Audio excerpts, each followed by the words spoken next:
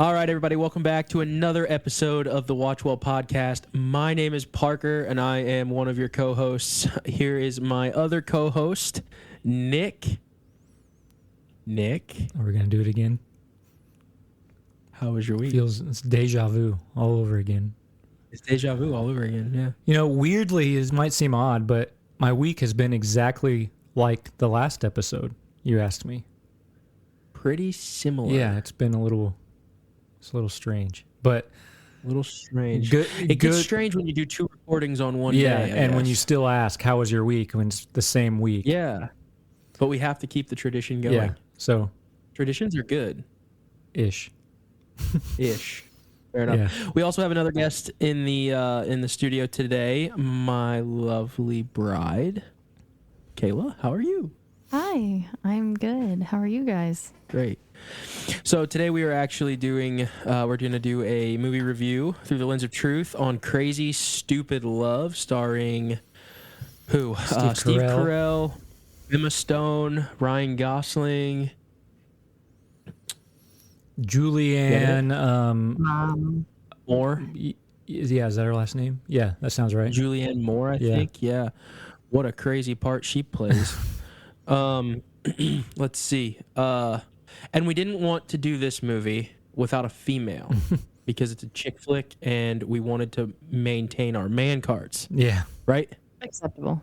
Yeah, it was between Crazy Stupid Love and What Women Want. And two dudes talking about what women want didn't seem very fitting. Yeah. So we ended up going with Crazy Stupid Love and inviting Kayla Although on that the does podcast. kind So- of fit in line with that movie, with What Women Want. It does. So It does. Cool. Maybe next time. Maybe next time. Right. So, cool. Real quick, before we get started, we left a disclaimer at the end of the last episode, and I wanted to start with it on this episode. And I wanted to just throw this out there. It might come across a little harsh. That's okay. But if you are a regular viewer of the Watchwell podcast, we want to ask that you share the podcast. And also, if you don't mind, going into whatever podcast platform, if you're just listening to the audio podcast, go into whatever podcast platform you use and give us a review. 5-star reviews help the algorithm. It helps us get pushed to more people. And then also, just remember the like button is nice, but it does nothing to help us reach more people. So the biggest like you could give us would be to share the podcast on YouTube, and we would be very grateful if you did that. So, starting off on that, let's get into the movie. Nick, do you want to run through characters? How do you want to start this one out, buddy? that is a good question. I'm actually looking up some basic info about it. So, just to get started, this is how we usually start. We didn't start the last episode this way, but it is rated PG-13. It's a romance. A lot of sexual jokes and sexual situations.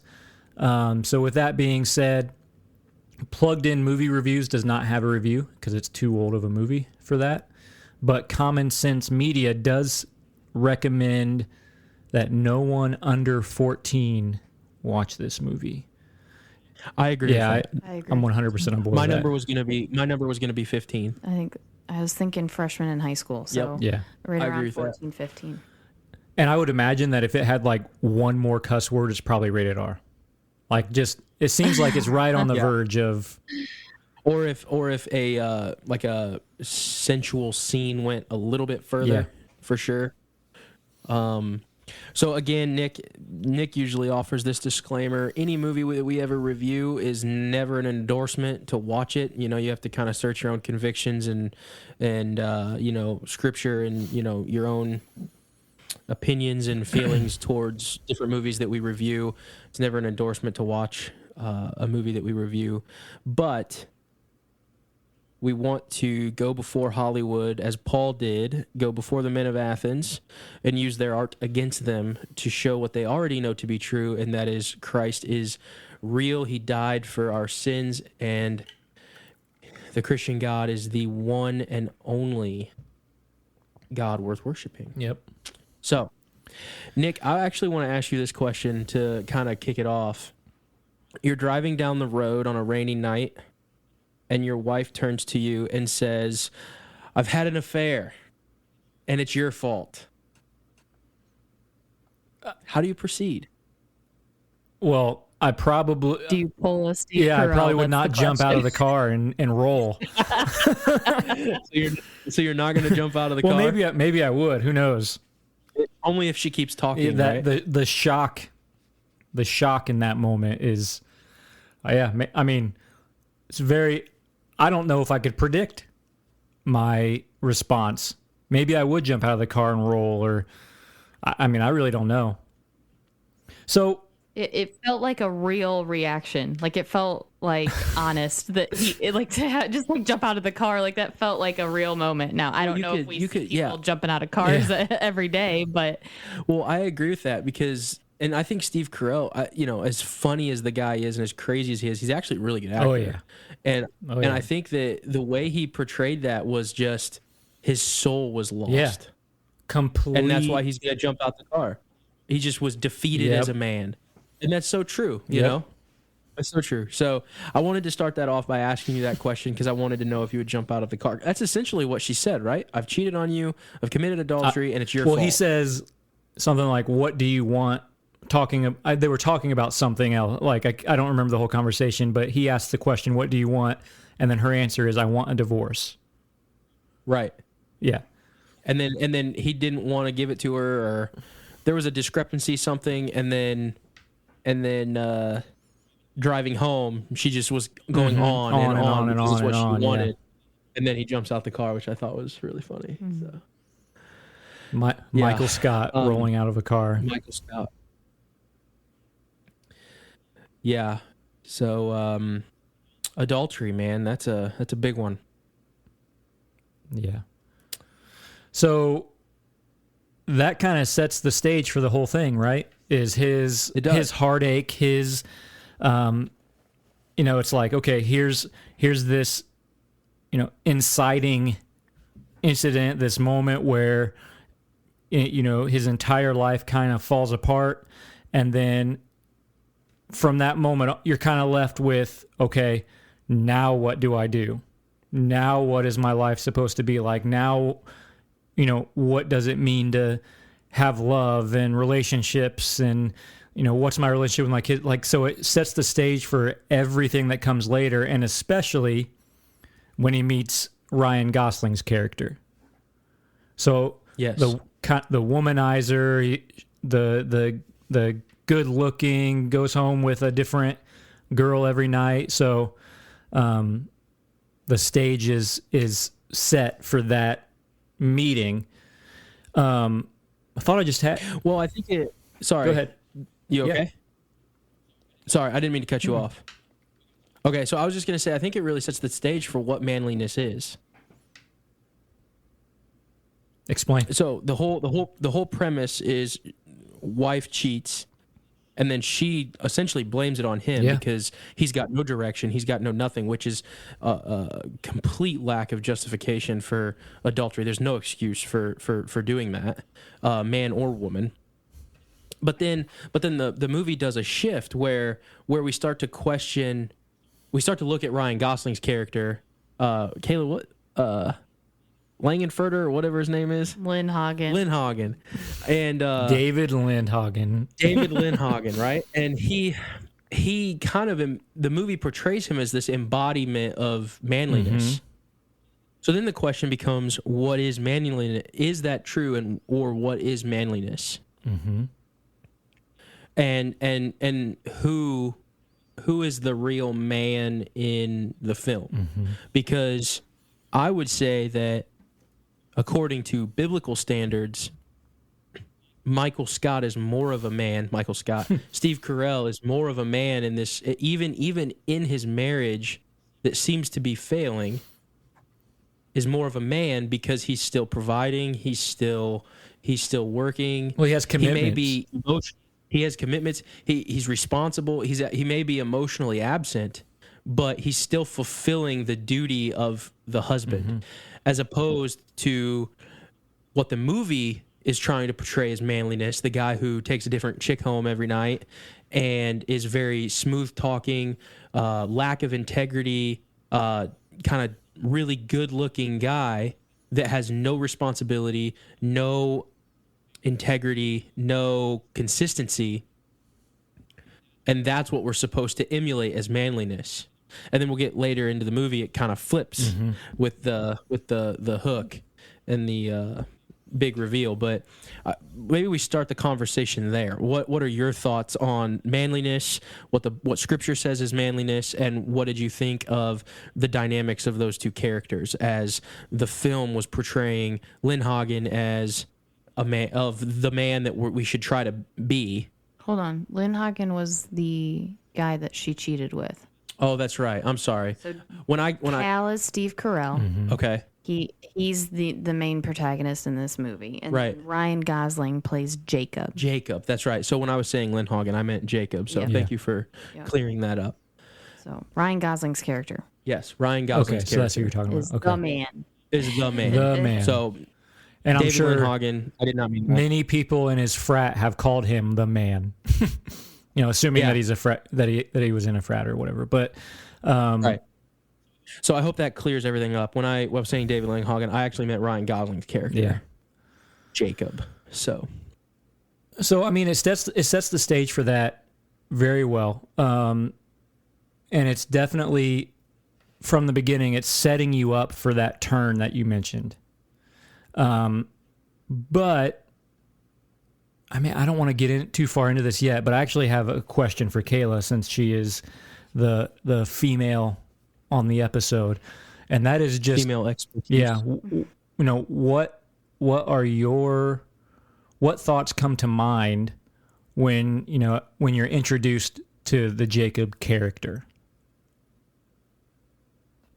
He is the stereotypical, like, good-looking guy that all the guys want to be and all the girls want to be with. Right. Like, that's exactly how he walks in the scene. I think they even changed the music. It's dark lighting. Like, he's this moody, suave character that just comes in. But if you were... So, I mean, I'm not going to go sleep with just anybody, but, like, that's the kind of guy that you would go just have a one-night stand with. Like, is that kind of Yeah, character. right. But if you were to look for somebody for more than that, initially, I would say he's not that kind of guy. Like, you would not be taking him home to Right, meet your parents. Because you see him every night talking to all the girls in the bar and, like, being this suave guy. He definitely is the frequent Flyer. frequent flyer. Yeah. And So I guess my question would be to break that down even further. So what about that character? And maybe it's hard for you to answer this because you aren't that type of girl. You've never really been that type of girl. But what draws women to that? As I can delineate between the one night stand guy and then the guy I want to marry. Well, what makes his character actually interesting is as they show his interactions in the bar, a lot of it is he's a smooth talker too. So he's not just a look. Right. He's not just a walk in and sweep you off your feet and off you go. Like, he can actually intellectually make these girls feel like they're it. And that he hasn't just slept with 100 other girls than 100 nights before. Like, he literally will make them feel like you're so special. You're the most beautiful thing in here. And that's what women seek after, especially in a bar when you're single and you're looking for love. What you look for is that affirmation from a man that is, you're beautiful, you're worthy. And I think that he has figured out to his own advantage that game of how to talk to women to make them feel like they're special.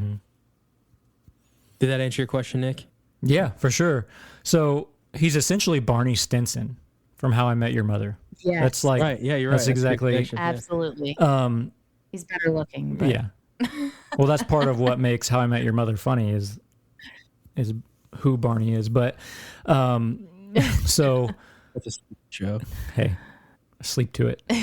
Now I forget what I was going to say. Okay, so when he first meets Steve Carell in the bar, you know, Steve Carell's like complaining about his wife cheating on him and, you know, bearing his soul in public and depressing everyone in the bar. And then Ryan Gosling's Jacob walks up to him and, you know, they have an interaction.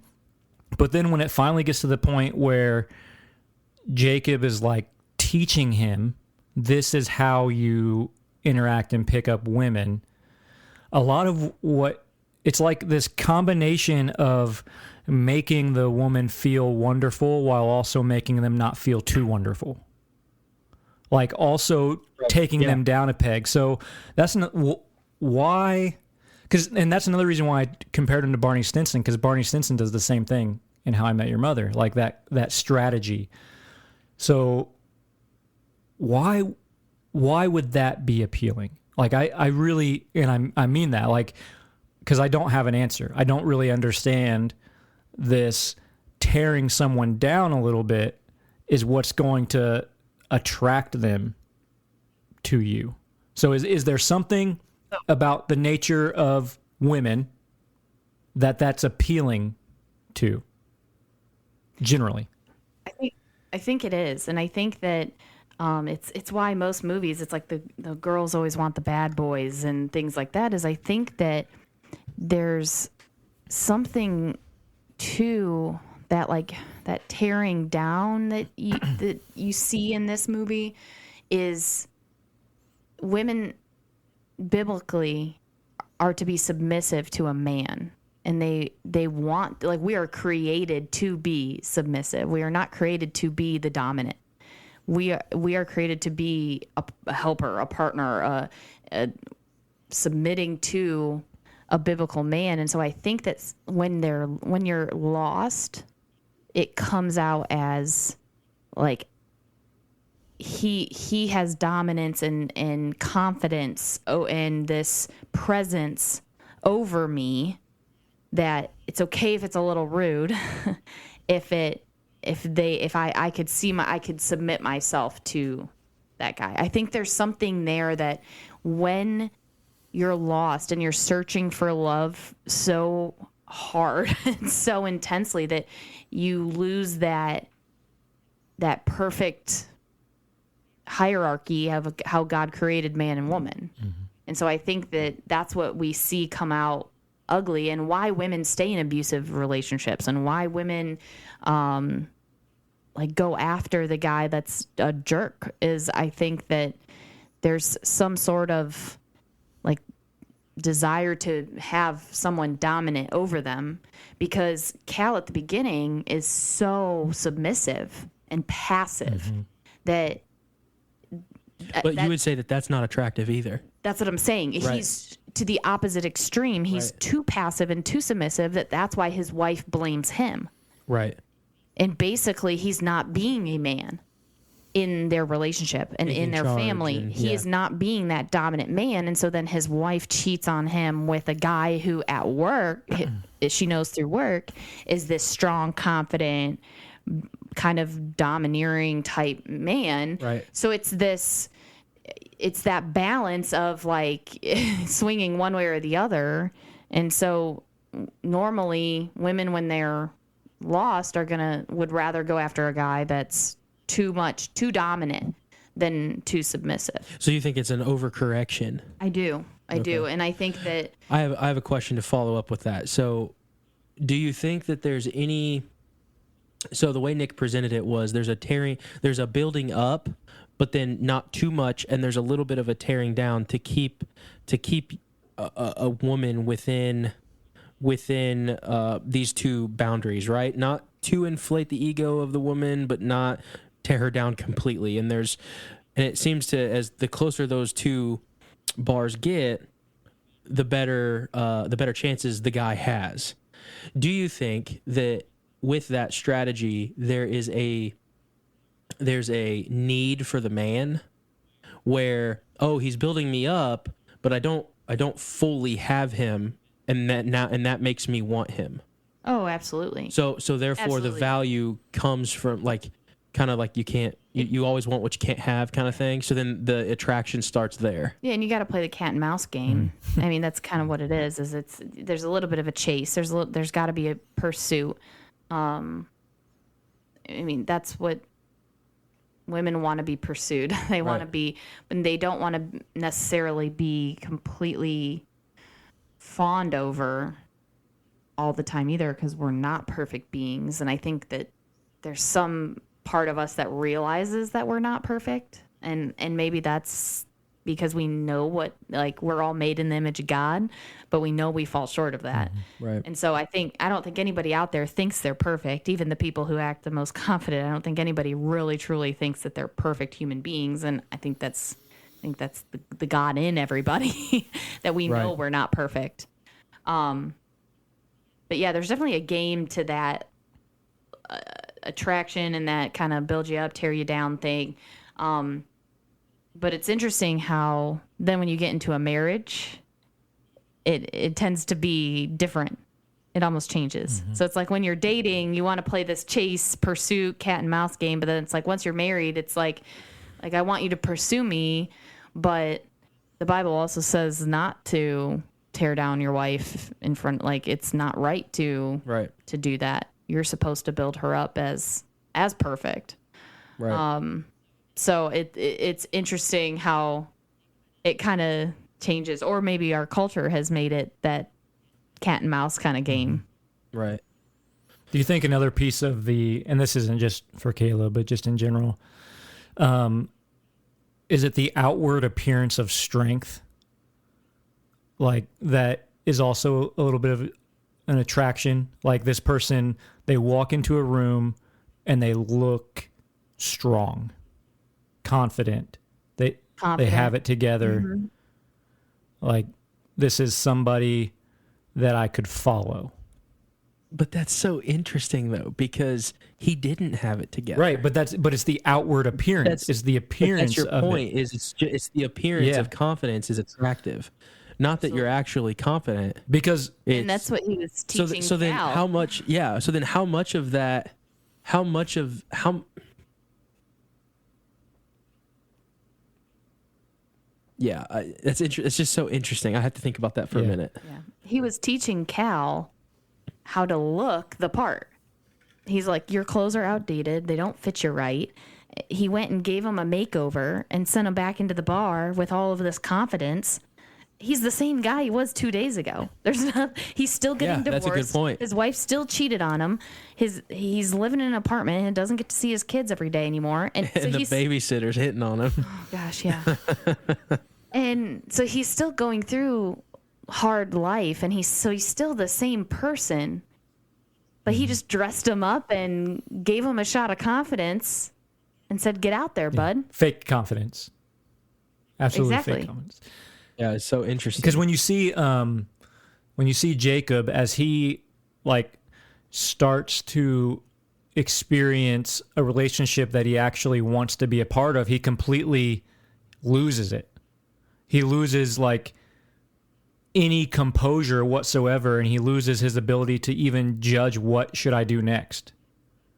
Like, he completely falls apart basically when he's finally looking. So that outward confidence, one reason that it might be a different girl every night is because he's just repeating the exact same routine with somebody different, because if it ever gets any different, any deeper or further than that, then he's going to be revealed to be somebody who has got nothing together and doesn't have any confidence, isn't strong at all, and doesn't have any real quality of manhood to speak of. It really is only the outward appearance of it. And if you ever get deeper than that, then he's basically revealed to just kind of be an empty shell that no one would actually want to be a part of. And maybe the reason for that outward appearance of confidence is because he's compensating for his actual insecurities. He's not actually Well, he's medicating. He's definitely medicating with women and alcohol and that feeling of status for sure. Um, but it's interesting that none of that matters when he finds the right girl. You know what I mean? And I don't know if we want to go into that yet, but there's something about the shallow man finding the girl that captivates his heart, becoming a deeper man. It's kind of like a domino effect, you know? It's like, okay, now I have, like, it's her.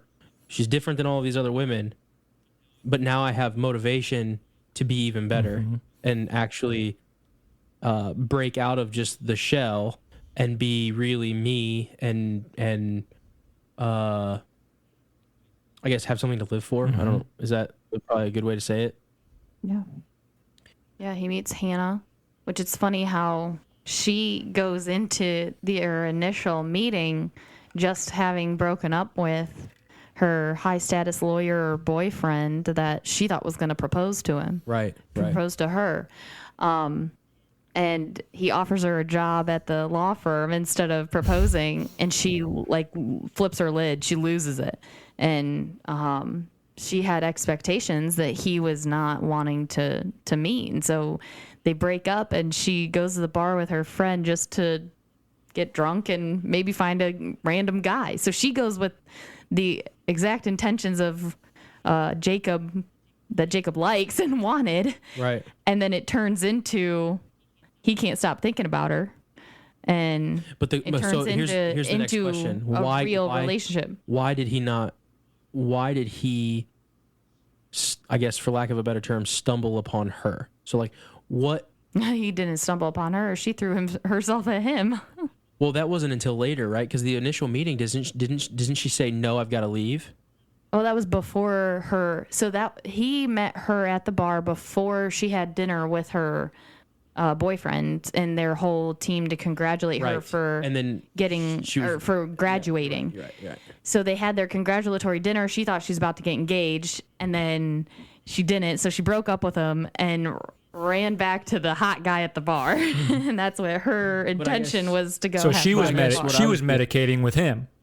Oh yeah, right. She was medicating, but I'm talking about that initial meeting where. So we just got done talking about how women, to some degree, there's I can't have him. You know, he's built me up, but he kind of cuts me down, and I am attracted to that because I want him to fully want me without fully wanting me, or something like that, right? Isn't she giving him the same thing when she's like, no, I got to go home? So he didn't win the girl in that moment. She also had a boyfriend at the time. Right. I guess that's fair. But I guess that's fair. I forgot about that. Same concept. I mean, it's same concept. But like though, he couldn't get over the fact that, oh, I got rejected. So now I want what it's the same thing. I want what I can't have. Right? Yep. So I wonder what it's almost a it's got to be a pride thing for both, right? It's why am I not good enough, and I want it because now I need the self-satisfaction of being good enough to achieve that level of person. Right. It's very interesting. How true do you think all of that is, Nick? Do you think a lot of that is just the movie being the movie, taking some creative licensure and being over dramatic? Or do you think that there's a real sense of that in life? No, I think there's a real sense of that in life, and that's what makes the movie relatable. Like, I think that's what I imagine I think there's a real sense of that. And so the more, especially being a comedy, the more relatable it is, the more you're going to laugh at those situations. And I think that's true of just about any comedy, whether it's a romantic comedy or just a comedy in general. Is like part of the reason you laugh at these things is because they feel so real, and the way they're kind of revealing it. So I think there's definitely some reality there. There's definitely and it's hard for me to say because I was never really a part of that scene where people are going out to bars and getting and trying to pick up women and things like that. So it's hard for me to say like how realistic that aspect of it is, but the underlying desires, like those are, I mean, I can't imagine anything more real, to be quite honest. I think that's and that's one of the things that has stuck with me since probably the first time that I saw this movie, which was probably when it came out in 2011. And it was like just how hopelessly we continuously search for what we think love is. And sometimes we have that, we accurately are searching for love, like something that is actually love. And sometimes we're like running towards a counterfeit that's not really love, but it's still the underlying desire. Kind of like what we talked about with the Jesus Revolution. What were the people searching for? They were searching for God. They were just running to a counterfeit, and that was drugs and the experience that the psychedelics and things would give them. They were still searching for God, but they were running to a counterfeit. Same thing here is just how hopeless we are to search for love, and how that can be the thing that we run to in that pursuit can be such a counterfeit version of love, which is exactly what's personified initially in Jacob's character, is that counterfeit idea of what love is or could be. Yet even Jacob, even though he would have never said at the beginning of the movie, deep down is searching for companionship and love and somebody to understand him and know him and things like that. He's just so insecure that it can't be more than just one night. And it comes easy for him. The relationship part is what he had no knowledge of. He had no basis in, so he was scared of it. And so because of that, he never really went to that point. Mm-hmm. But he was successful in the other pursuits that he had of one night stands and things like that. And so that was easy. So I want to ask this, and maybe you can, I'm going to ask it and both of you can kind of list it out. But because I think all of this conversation and discussion kind of hones in onto the question, what makes a valuable man? Because, and I think that we should list those characteristics, because what the movie portrays is the valuable man is the one with status, money, and looks. At least at the beginning, that's what they're saying. Yeah, at least at the beginning. And the man that is responsible, the man that is consistent, the man that is the family man, is the man that is boring. Mm-hmm. And and we'll get into my issues with Cal's wife later in kind of the rhetoric of the movie, but so I would ask you, what makes a man valuable?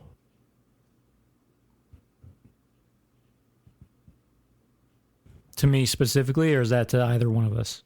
That's for both of you. I mean, I would say you kind of started to say it by how they transform, like how the movie progresses, is that you see the importance of the consistent family man. Like the confidence matters, but it's a different confidence than what they portray in Jacob's character. Mm-hmm. And so I think it's hard to put that one in words of like the difference of the confidence, but it's that external versus internal confidence. And I think the external is what you see at the beginning. Okay.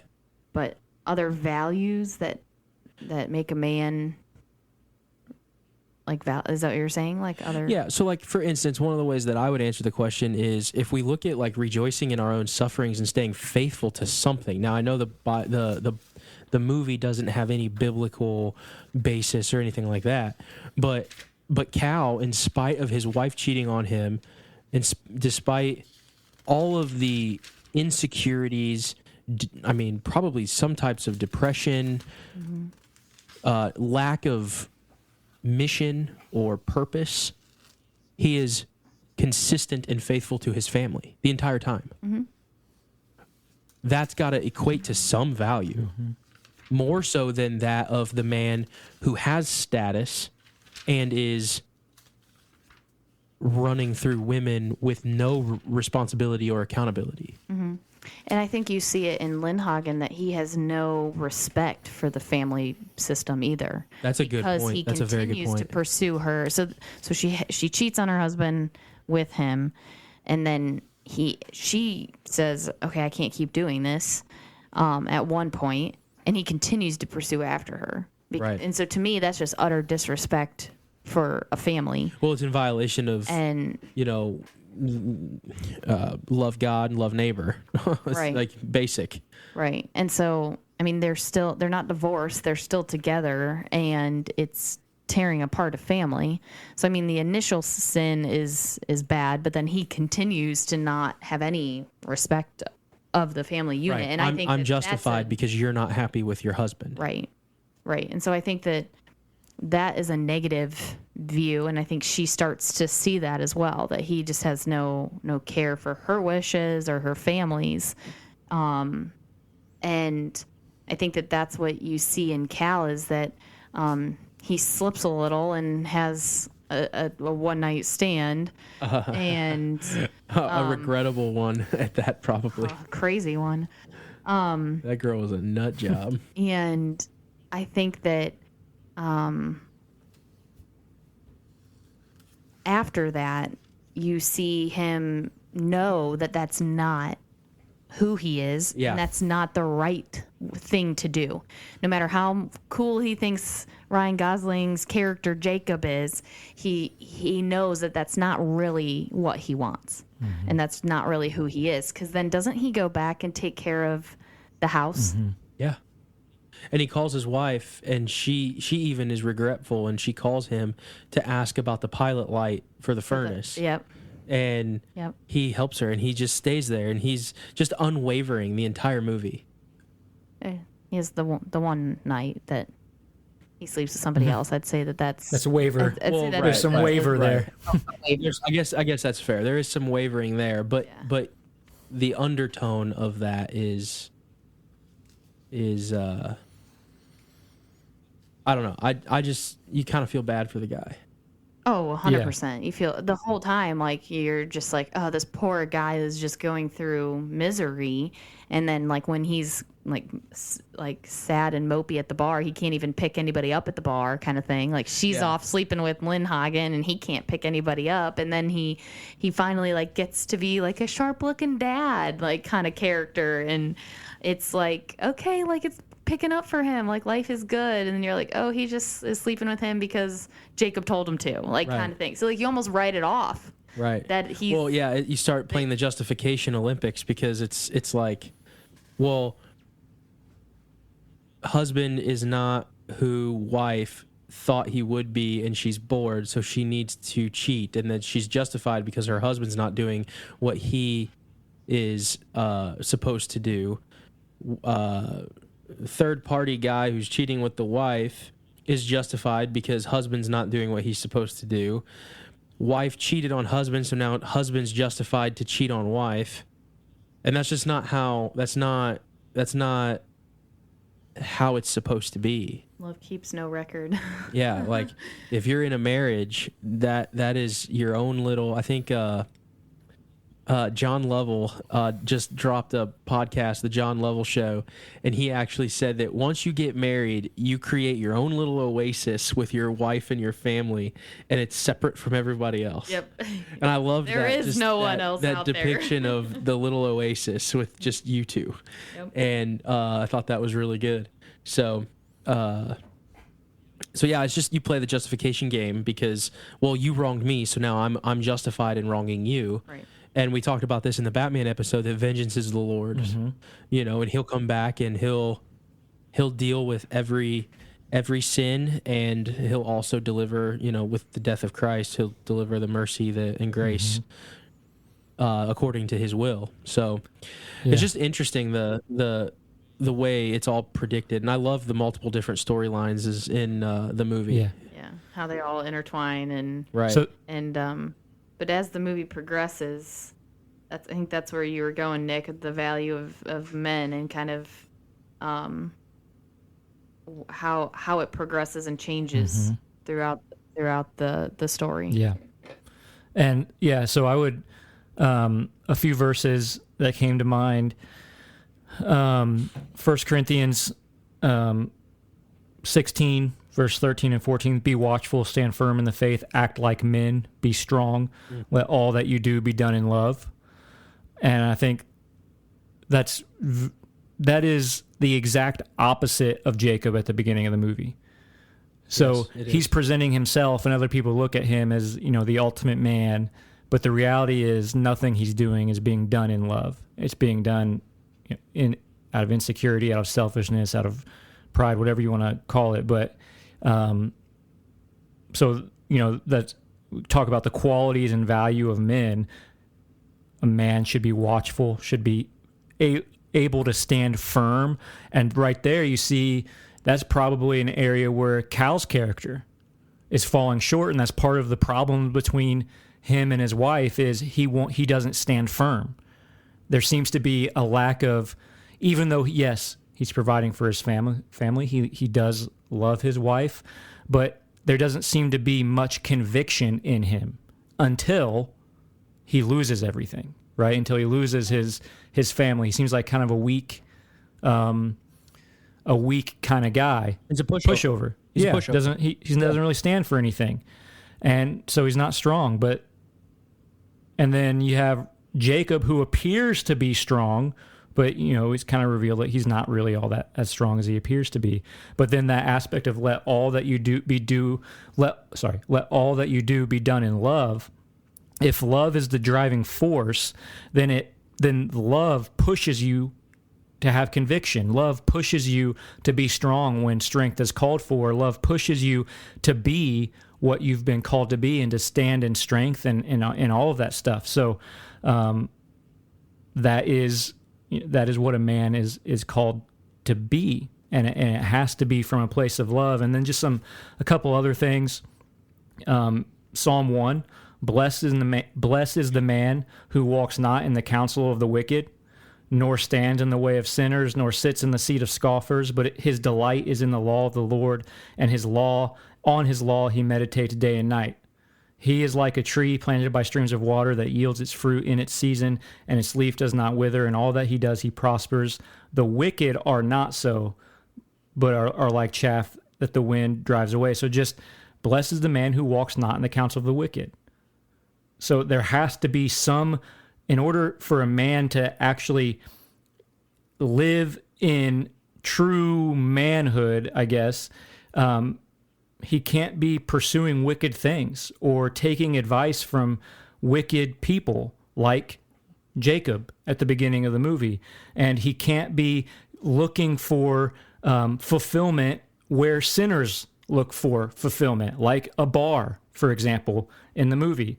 And he shouldn't be sitting in the seat of scoffers, making fun of everyone who's struggling around him, kind of irreverent to those who have needs around him. But his delight should be in the law of the Lord. So he should be fully committed and should find joy in the Word of God and meditate on it day and night, constantly, in season, out of season, all the time. And that is what produces the type of attributes that people need, or the world needs, in a man. That's how a man finds value and produces and adds value to the people around him through those things. And I think you're talking about not taking counsel from the wicked, and you called Jacob wicked. And I think that's where this movie does a really good job of trying to make him look like a good guy and not the bad guy. Mm-hmm. Where at the beginning of the movie, he was not a good person. Like the things he was doing were not biblical, were not beneficial. But he goes and almost Mr. Miyagi's Cal to help him and to try and coach him to find his manhood. And you're like, yeah, like you start feeling like this, oh, he's such a good guy. Look at him, help him. And it's like, but he's helping him find his confidence, which is good. But his methods are wicked, really, and they're for the selfish gain and not for what's best for the family. What's best for the family is get back to your wife. Right. I want to ask this question before we get too much more down the road. Why do the two of you think Jacob helps Cal? Why waste his time?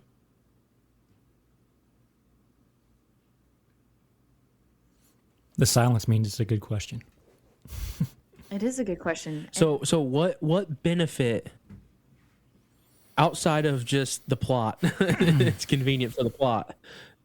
What benefit why do you think Jacob helps Cal? What benefit does it get to him?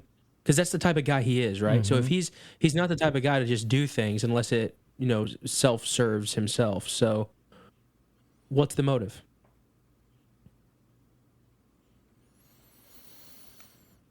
I actually think it's not selfish because there is no benefit to him.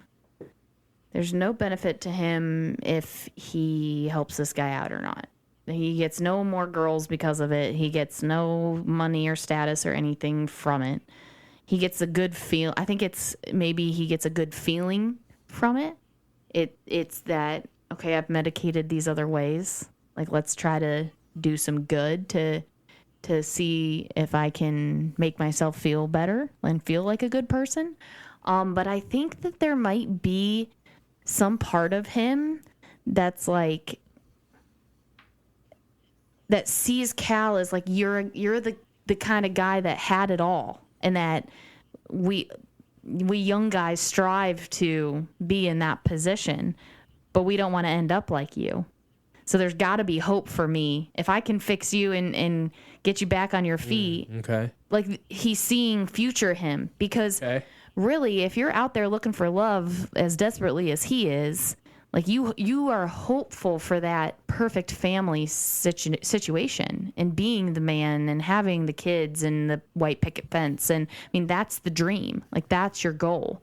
Your goal isn't to be 50 years old and still picking up girls at the bar. You want that life. You want that family. Your winning percentage goes way down when you're 50 years old trying to pick up women at a bar. Yeah. Just by age. You'd have to work a lot harder for looks like that.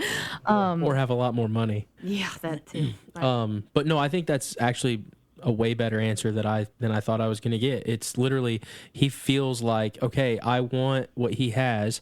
I'm looking at myself. There's got to be hope for me. So that's the self-seeking way out.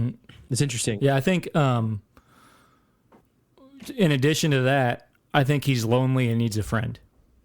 And he finds a friend in the one person who appears to be weaker than he feels on the inside.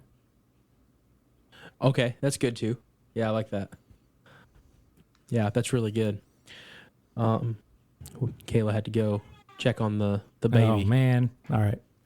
So, but that's interesting. So then we get to the reveal. Are we there yet? Sure. Keep going. So we get to the reveal where the one girl that has Jacob's eye ends up being Cal's daughter. And it's hilarious. Yeah. Because they're hanging out in the backyard. And more so than that, the babysitter, what did she, was it a letter? What did the mom find in the drawer? Was it pictures or something? Or yeah, that sounds right. Yeah. The daughter took pictures of herself and was going to mail it to him. Is that correct? But then at the end, she gives it to Cal's son because Cal's son, it's just a big love thing. So it's like Cal's son, how old do you think he is? Like 7 or 10? Oh, he's like, I'd say like 11. Maybe 11. 12. It has the thing for the babysitter. The babysitter has a thing for Cal. Cal is just lost his way. He wants his wife and can't have her, or at least not. Wants his wife, then. can't have her. Yeah, and then wife wants David Lindhagen, but then Cal's oldest daughter, which is not told to you at the beginning of the film that it's his daughter, wants Jacob. Jacob wants her, but Cal and Jacob have this interesting relationship where, you know, they're womanizers, and by the end of the film, they're both womanizers and trying to pick up chicks. And Jacob, so like Cal knows Jacob's past and how he is, and now it comes to the, you know, there's a come to Jesus moment where, do I want this guy that's taught me all this stuff to be with my daughter? And the answer is And obviously no. No, absolutely not. And I think that right there is proof in the pudding that it's immoral. Because why else? You know, why else would? why else? Yeah. Yeah. Why else wouldn't you want that guy? Because at the beginning of the movie, it's that's the guy to be. That's the guy to be. And at the end of the movie, you don't want to be that guy. Yeah. So that would be the proof. Yeah. So I think a lot of people struggle with, especially a lot of single people, well, hopefully only single people, struggle with, you know, what should finding a spouse and dating look like? Like, even people who, so even Christians who desire to be married, I think there can oftentimes be a struggle of, here I am, I'm trying to attend church, I'm trying to do these things, but I can't, where am I supposed to find a spouse for example, at a church where everyone's 50 and over, right? There's no one here my age. Where am I supposed to go? So like, maybe you get tempted. So they go to maybe you go bars. to a bar. Yeah. Because I mean, where else are you going to find somebody, right? And maybe you'll find somebody there. But I mean, what do you think about that? I mean, I think that's a very real struggle for some people, I would say. Well, I think it's actually even more challenging than you described, because there's a lot of people who we know who were a part of our church community that have fallen away, however you want to say that, have let's just say they're not living according to what a new creation should live like. So you can't even trust Christian communities in a way. So I think it's even more difficult than the way you're presenting it. So Because if you can't go to a bar, and then on top of that, you go to the youth group, the local youth group, and you can't even trust that because those people are going to bars or whatever. You know, what do you do? right. I'm so glad that I dated one girl, married her, and had our kids. Like, I'm so glad, because even today with what's going on in the world, not only what we just described as how hard it is as a Christian to date, but then you throw in gender ideology, and you throw in, I mean, you darn near need to ask someone for their birth certificate before you even feel comfortable going on a date with them anymore. So I have no idea how to answer that question. I just think people are just up a creek, honestly. There's just no hope, nothing you can do. You just gotta. I mean, I don't say just hit your knees and pray and hope somebody can. Yeah. somebody will have you. I mean, it's just, I'm honestly just stressed out. You know. Yeah. I mean, Kayla and I have even had that conversation. Like, man, I hope neither of us die, because we're gonna have to be single the rest of our lives. Because how do you find a spouse in today's time with, you know, men becoming women and women becoming men, and, you know, lack of youth in the church, lack of trust in church. Mm-hmm. Those are all things that I would struggle with if I wasn't married. How do you truly find someone? I was lucky that I found someone through high school. So, but even then, like, a lot of the stuff that you see in this movie is prevalent in high school too. And it was even when I was in high school, that was the case. Partying and things like that. So it's not so much we went to a Christian high school, so we're just tiny bit better. You did. Yeah. You and Caleb. I did. Yeah, that's what I meant when I said we. My wife and I went to the same high school. But yeah, so let's, how old are you? You're 30 now, right? So you're... Yeah. How old are you? We can talk about that later. Are you 40? No, I'm not 40. You're 40? No, not 40 yet. Now I don't know what I was going to say. Are you 38? So I'm gonna pick one of your boys. Ronan, 36. Let's say Ronan's 18. So what? You'll be 46 when he's 18, for something like that. I'll go with your man. So let's say earlier than that. 18's way too old, but he's interested in girls and he's interested in trying to date and ask somebody on a date, and is starting to come to you with questions. All right, is asking you, what do I do? How do I do this? What would be right? What would be wrong? And I'm not, not a list or anything, but what are just some things that you might say? Like when he's... Well, I think the first, I think it starts before then, because I think accountability has to be talked about and taught well. You're accountable for your actions.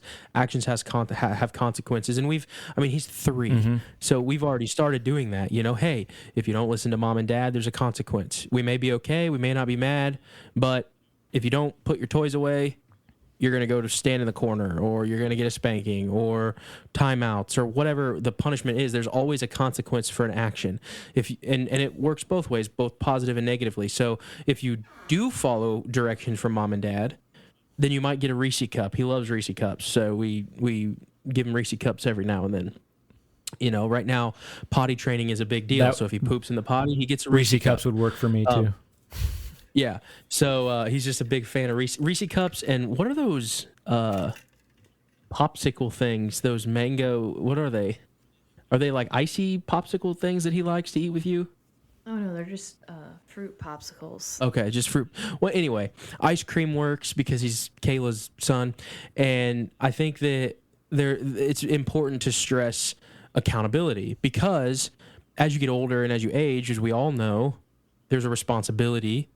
Bigger decisions have bigger consequences, both positive and negative. And if you start there, I think that's a good foundation before you start talking about, okay, who do you think that, like, what qualities in a man or woman? For our boys, it would be a woman, obviously. What qualities do you look for? Hopefully the response is, well, Dad, you did a pretty good job with Mom. Maybe we emulate something like Mom. Maybe we look for a girl that Mom exemplifies, and we look for those qualities that Mom has to align for a spouse. Also teaching them that dating is a means to an end. It's not this just perpetual thing that goes off into the ether forever and ever. Teaching them that dating is a means to an end, and the end is marriage. Those are some of the bigger concepts that come to mind. Did you have a specific route you wanted to go, or just asking the question for the sake of discussion, just because I think a lot of people, even Christians, have never had anyone teach them, how do I date according to a Christian worldview? How do I go about finding the person that I'm going to marry according to a Christian worldview? And so just those basic principles, I think, are absent in a lot of ways for a lot of people. They just don't know. I guess the specifics that come to mind are obviously like understanding what sexual sin is, and there's homosexual sin, and there's also heterosexual sin. And I think that sex outside of marriage, in any form is sinful. So you need to abstain from that. And then also I think having, discipline and boundaries is really, really good. I know that was really important when we started dating. For us, that we set boundaries, and I think that that's just more of a wisdom type thing to prevent you from being in situations that make you susceptible to deception, and kind of like what we talked about in the Jesus Revolution episode, where it becomes very emotional, and sometimes you have to deny your emotion. You have to die to yourself and follow Jesus. You have to die to the call is to come and die, and in order to do that, you might have to what's the word? Suppress your urges in order to be obedient to what the call of Scripture for the new creation that you are in Christ requires you to become. Now, that's not to say that there isn't any hope for those that fall. Sure. But the goal is to not fall. Yeah. So, and that's the whole point of boundaries and having wisdom. I also think that it would be very important to, or at least a wise idea, to find someone to mentor you through your dating relationship. Just have like an outside, I guess, set of eyes. And it probably wouldn't be a bad idea to have a girl for the girl and a guy for the guy, and then have, meetings and more of kind of like a life group kind of thing where you're going through Christian marriage and there's a mentorship. Maybe not necessarily marriage counseling, but more of like a dating. I don't even know what you would call it. I'm kind of thinking this. I think off the you top would just of my call head it right now. discipleship. I agree. Yeah. Yeah, that's probably right. Just like a dating discipleship or a relationship discipleship. How do I honor situation God in where- my newfound dating relationship? Right. Yeah. And I think in the Christian church, and Nick, maybe your experience is a little different, but the whole like accountability partner gets a little overused, because accountability partners are great, but they can only hold you accountable for what they know of. And what do we do as sinful people? Lie. We don't tell people. We You lie. lie or you hide So- it. Yeah. So we hide it, and then it kind of defeats the whole purpose of the accountability partner. So that's why I always kind of go back, and with our boys, I go back, and we have to lay the foundation of accountability first, and understanding the consequences, and being able to think before you act, and look ahead down the road. Where does this decision lead? And it may be 7 decisions after that the consequence happens, but at least you're training your children.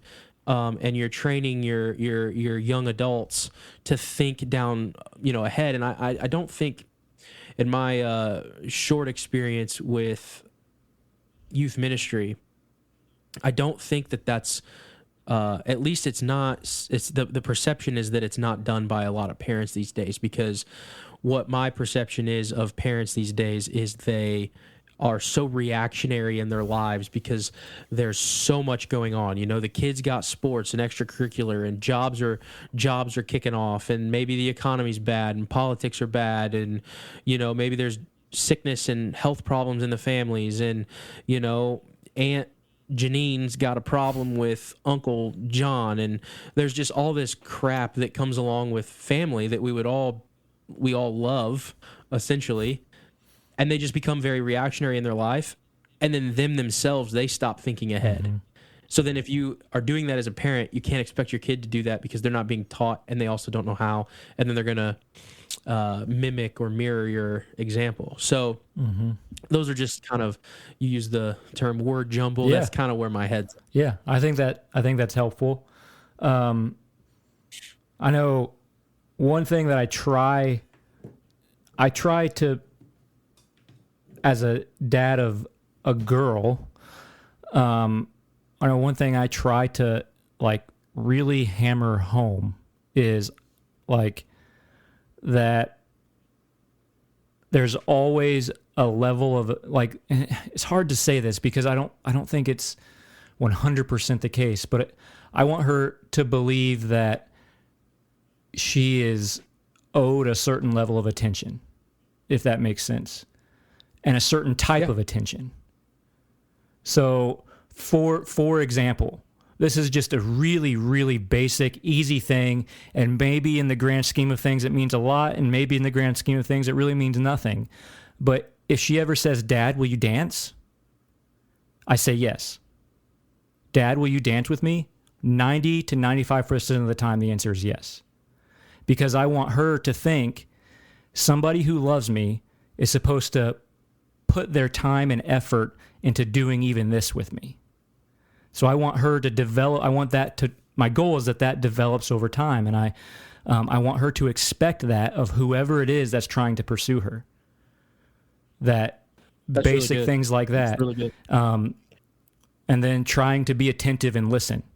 Like if she wakes up and tells me about her dream, not just saying, oh yeah, that's nice, honey, but actually listen. Like, oh, was that scary? How'd you feel? And actually, because I want her to equate man with somebody who's supposed to listen, somebody who's supposed to care about what I'm saying. And so those are just, and I try to reinforce her being stubborn and hard-headed, as counterintuitive as that might seem, because I think we both know that, and it's kind of exemplified in Ryan Gosling's character, if there is a level of a lack of conviction on the female's part, then men who are searching who are really trying to get what they want are able to kind of pick at those things, right? And I want her to have a level of conviction that she's hard-headed about. So I don't discipline sassiness, and I won't.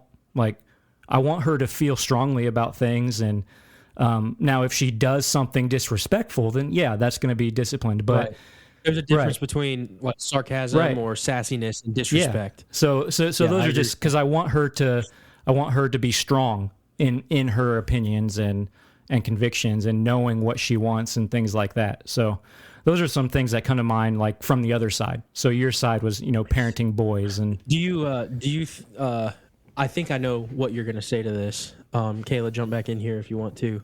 But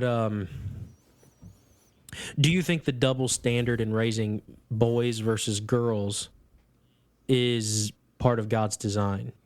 Absolutely. yeah. And why? For those that might be listening, and I want to hear your guys' thoughts on that.